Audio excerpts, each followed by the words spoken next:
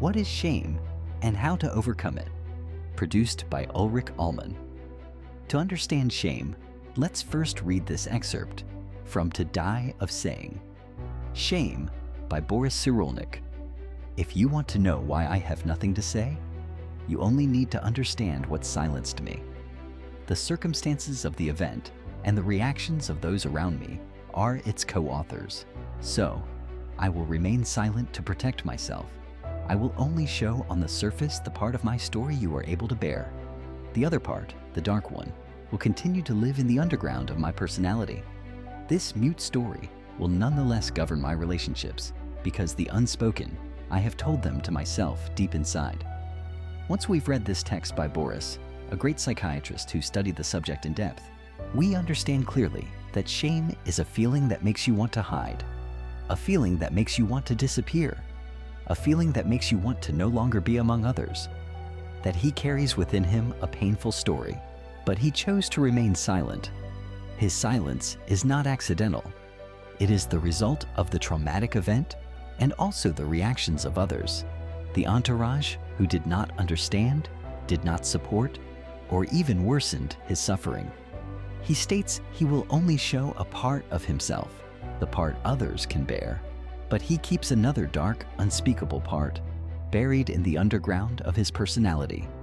This unspoken story governs his relationships because his secret story influences how he relates to others. Finally, he describes his silence as a defense strategy. Words are too painful, sometimes impossible to say or unbearable to hear, he says. Words are pieces of affection, but they sometimes carry too much information. Thus, my silence became a defense strategy against the unspeakable, the impossible to say, the painful to hear. If shame is so painful and hurts the wounded person so deeply, then how can we get out of it?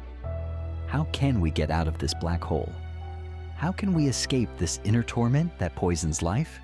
Because if we do nothing, this poisonous feeling that Boris Cyrulnik describes can ruin us and hinder our whole existence and our relationships with others. We hide so as not to suffer. We hide so as not to feel shame. That is the very paradox of freeing oneself from this painful feeling, or rather, this emotion. So how do we break the silence to escape shame? Example of Primo Levi. To overcome shame, let us first understand what not to do if we want to avoid remaining trapped in it. Let's continue with Cyrulnik's book, which mentions the story of Primo Levi, a Jewish survivor of Auschwitz. In his book, If This Is a Man, Primo Levi could not reshape the story of the horror that happened to him. He could not free himself from the shame of being reduced to a number, an object. We were no longer called by our names, but by a number, he said. Nobody wanted to hear him, so he kept replaying the horror of shame and dehumanization. He lived in the concentration camps, so how can one reshape their story to be freed from shame? Let's listen to what reshaping means according to Boris Cyrulnik. Reshaping one's story was the solution to overcome shame and to re-enter a process of resilience, as Cyrulnik says. Reshaping the wounded person's narrative. Boris Cyrulnik explains that when someone experiences trauma, they cannot always speak about it immediately. The shock is too violent. The words don't yet exist to describe the horror. The entourage may deny, minimize, or reject. The person stays silent. Over time, the memory of the trauma remains alive but confused, raw. Reshaping consists of transforming the inner experience into a narrative, giving form and coherence to chaos.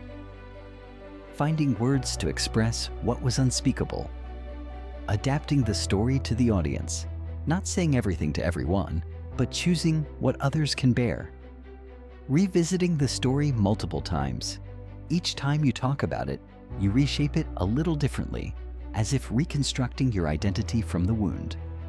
Therefore, reshaping is the psychic and narrative work that transforms a mute wound into a livable story, preventing it from remaining a dead weight inside. Primo Levi's mistake, according to Cyrulnik. Primo Levi, the Auschwitz survivor and writer, testified extensively about his experience in his books, notably, If This Is a Man. But Cyrulnik says he made a tragic mistake. Primo Levi believed that simply telling the raw truth of the trauma would be enough to free himself. He thought that a raw testimony, without transformation, without reshaping, could relieve shame and carry memory. However, Cyrulnik highlights that recounting trauma without reshaping it, without giving it new meaning, risks plunging back into suffering rather than soothing it. Levi spent his life testifying, but remained a prisoner of his trauma until he ended up committing suicide in 1987.